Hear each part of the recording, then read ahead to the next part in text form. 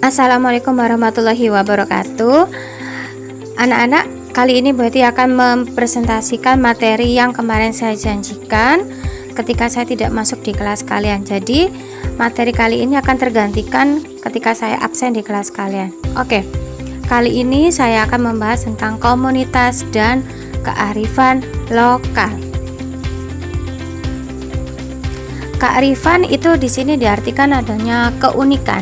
Jika dinamakan kearifan, artinya suatu ciri khas tertentu di wilayah, atau bisa disebut juga keunikan. Contohnya kalau di Pasuruan mempunyai kekhasan budaya Perawanan. Nah, budaya Perawanan inilah yang disebut tentang kearifan lokal. Oke, di sini ketika kita bicara tentang kearifan, maka tidak terlepas tentang adanya komunitas. Di sini kita bisa dijelaskan komunitas itu adalah kelompok sosial, yang mana di kelompok sosial tersebut terdapat satu rasa senasib sepenanggungan atau saling memerlukan satu dengan yang lainnya.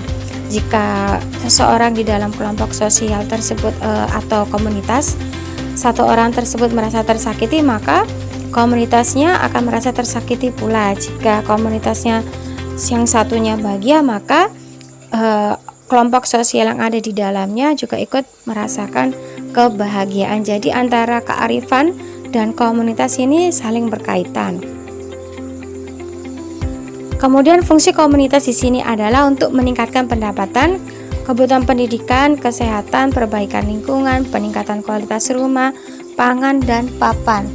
Di sini komunitas di sini diartikan, contohnya saya ibaratkan adanya komunitas kelompok moge atau pecinta moge, bisa disebut kayak Harley Davidson itu ya. Mungkin dia di dalam komunitasnya ingin berbagi ketika ada suatu visi dan misinya untuk mesejahterakan masyarakat di sekitar. Jadi di dalam moge ini komunitasnya kebetulan harinya hari Jumat, jadi ingin mengadakan bakti sosial ya. Di dalam bakti sosial tersebut, ketika melakukan perjalanan, di dalam perjalanan tersebut ada suatu kelompok di pedesaan dengan kategori ekonomi ke bawah. Kemudian program dari komunitas di sini ingin mesejahterakan masyarakat sekitar dengan cara apa? Bakti sosial. Nah, kemudian bakti sosial tadi isinya misalnya sembako. Dibagikanlah sembako tadi ke masyarakat sekitar, secara otomatis masyarakat sekitar untuk sandang, pangan dan papannya ikut terbantu akibat adanya komunitas moge tadi yang mengadakan bakti sosial. Dari sini bisa difahami ya, yang dimaksud tentang fungsi komunitas itu apa. Itu saya contohkan salah satunya aja untuk perbaikan sandang dan papannya. Oke, di sini kita sudah memulai masuk ke jenis komunitas. Komunitas di sini yang pertama ada suku adat Baduy, Sasak dan desa, bukan Penanggungan ya, mohon maaf saya salah ketik, yaitu Desa Panglipuran di Bali. Kenapa disebut dengan komunitas adat? Contohnya gini, di masyarakat Bali yang di Panglipuran itu mereka hanya ada satu lingkungan. Satu lingkungan ini terdiri beberapa kelompok, tetapi tetap satu suku. Suku-suku asli yang di Bali. Nah, dari suku asli Bali ini pemerintah tidak akan ikut campur di dalam adat istiadat, norma maupun nilainya, karena menjaga keaslian dari keberadaan suku ini. Di dalam suku ini terdapat peraturan-peraturan, norma maupun nilai yang diberlakukan bagi ketua adat. Jadi mereka tidak akan percaya oleh pemerintahan lain kecuali apa yang dikatakan ketua adatnya. Mereka lebih percaya ketua adat daripada peraturan pemerintah yang ada. Untuk di Panglipuran tersebut tidak boleh menikah dengan di luar desa tersebut, jadi harus menikah dengan masyarakat Panglipuran sendiri. Jadi kalau keluar dari desa tersebut, misalnya ada orang asing yang datang untuk melamar, terus kemudian mereka menikah, maka salah satu yang sudah menikah tadi ikatan keluarganya akan diputus. Itu contohnya dari komunitasnya tadi ya, salah satunya di Panglipuran Bali. Itu berlaku pula dengan Baduy dan Sasak. Jadi komunitas adat ini adalah komunitas yang mana mereka tidak akan menerima adanya perubahan dari luar. Mereka tetap menjaga keaslian apa-apa yang dimiliki, misalnya nilai, norma, adat maupun budayanya tetap dijaga tanpa ada sentuhan dari budaya luar atau budaya asing. Di sini yang kedua yaitu jenis komunitasnya, ada komunitas lokal. Pengrajin di Sidoarjo, kalau kalian di jalan-jalan di Sidoarjo, kita menjumpai ada komunitas yang mana untuk membuat suatu kerajinan, yaitu tas ataupun sepatu yang dari kulit. Kalau kalian pernah menjumpai, berada di mana? Ya betul, berada di Tanggulangin. Yang kedua ini saya contohkan, di sini ada pengrajin panci di Pandaan yang bisa kalian jumpai ketika jalan-jalan ke Pandaan. Ada satu desa, nah di desa tersebut dinamakan desa wisata panci kalau orang mengenalnya ya. Di sini komunitas lokal pengrajin Sidoarjo yang ada di Sidoarjo atau Tanggulangin dan panci ini diberikan suatu keterampilan. Nah, dari keterampilan ini kemudian menjadikan suatu produk. Dari keterampilan pembinaan masyarakatnya kemudian dituntun untuk menghasilkan suatu produk. Lah, produk inilah yang nanti akan dihasilkan, yang akan dijual oleh masyarakat sekitar kepada turis lokal maupun turis dari luar daerahnya tadi. Fungsinya untuk apa? Fungsinya ketika dia mendapatkan suatu penghasilan. Nah, penghasilan ini untuk memberdayakan masyarakat sekitar. Bisa dipahami ya di sini ya. Kemudian yang ketiga adalah komunitas minat. Minat di sini adalah didasarkan minat dan hobi. Misalnya, kalau hari Minggu kalian lihat di Pasuruan ada komunitas bikers, pecinta sepeda. Mereka biasanya diseragamkan dengan pakaian yang sama, aksesoris yang sama. Contohnya lagi, kalau kalian lihat di TV aja ya, lihat di TV ketika ada pengajian, beberapa kelompok itu sudah membedakan pakaiannya. Yang satu kelompok ini berpakaian putih, satunya lagi berpakaian kuning dengan jilbab yang sama. Yang satu kelompok jilbabnya merah, satunya lagi jilbabnya putih. Aksesorisnya pun disamakan. Artinya apa? Mereka mengidentitaskan dirinya, ini loh saya sebagai kelompok yang pecinta, contoh misalnya sepeda atau pengajian. Bisa difahami ya dari penjelasan saya kali ini.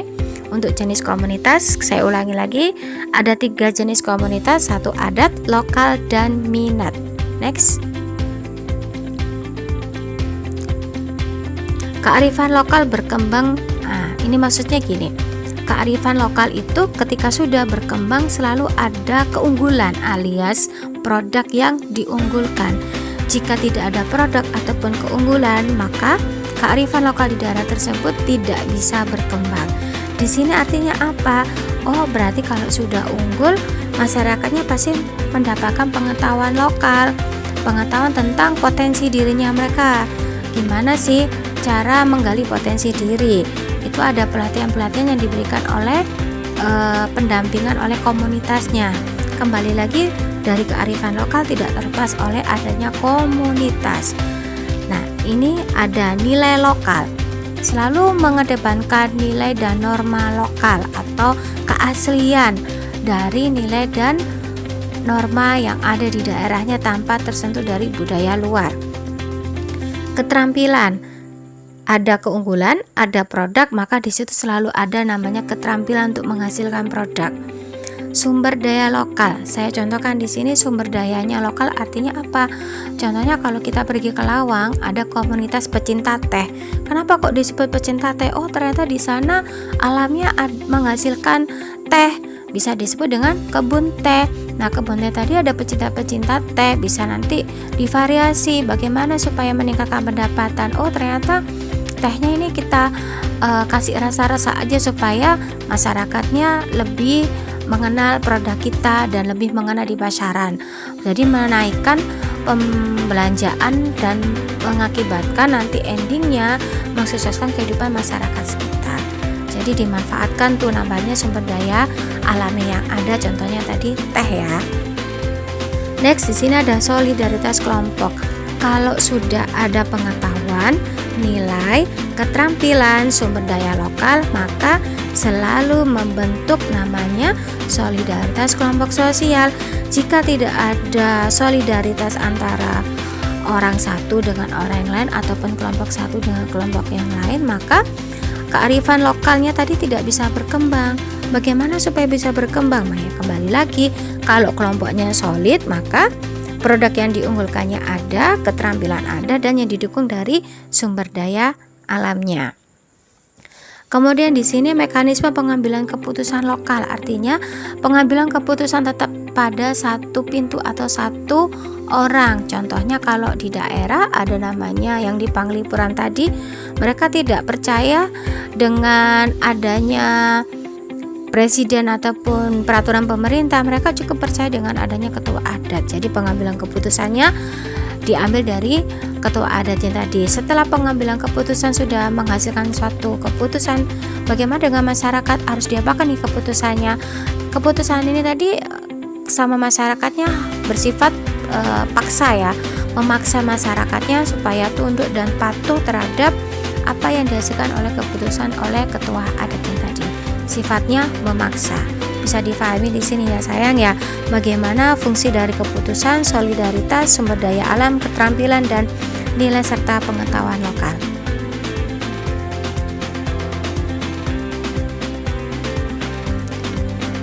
Nah, sepertinya materinya sudah habis. Saya akhiri dulu presentasi saya kali ini. Apa yang tidak bisa difahami di materi yang saya berikan, mohon kalian menghubungi saya melalui WhatsApp dan juga bisa mendatangi saya di ruang guru di sekolah jika ada materi yang tidak paham. Kurang lebihnya Bu Eti akhiri dulu presentasinya. Terima kasih banyak atas atensi yang diberikan dan terima kasih sudah menyimak video yang Ibu Eti buat. Terima kasih sayang atas perhatiannya. Saya tutup dulu presentasi kali ini. Assalamualaikum warahmatullahi wabarakatuh.